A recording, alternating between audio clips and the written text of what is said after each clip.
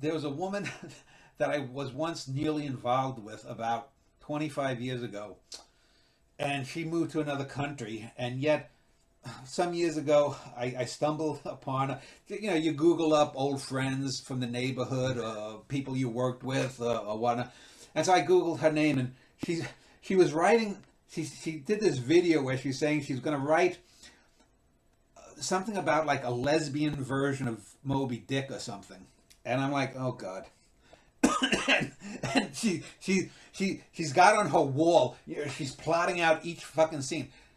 It's guaranteed to be terrible. You have to write organically. Meaning, Yeah. let's say you wanted to turn this screenplay of yours into a novel.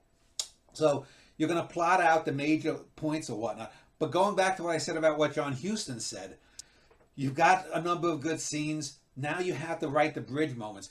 If you ever watch in films, or if you ever watch soap operas or whatnot, Yeah. everything that gets nominated for an Oscar or an Emmy award, it's these tear jerking scenes. Someone's dying in the bed. Oh, mom, make it. You ask any actor, and I've interviewed 36 or more actors so far.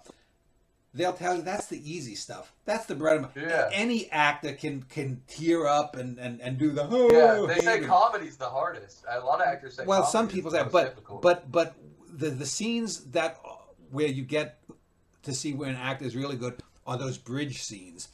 After the mother has died in the hospital, the man or the woman goes to a bar and they see someone and sitting next to them, and they might say something profound or something. Those are the scenes that are really the scenes that make or break an actor, and that's the kind of thing that in art too. Ultimately, art is about communicating, but you want to communicate something of depth about the reality of the universe. You use fiction, whether it's in poetry, whether it's in drama, whether it's in short stories, novels, whatever. You use fiction to get to the undergirding reality, not truth, because everyone can have their own truth. It's true when people say that. If I'm out on a date with a girl and it goes badly, she'll say he was an asshole. I'll say she was a twat, and Right. we might both be right. I was an asshole and she's a twat, but the undergirding reality is what you want to get to. What is this thing that we are all participating in? This thing that exists at a certain level. Life or existence is a joke. It's a very Kurt Vonnegut like thing. So where do we get to the core of who we are and what we are and whatnot? I would say that you get that through art.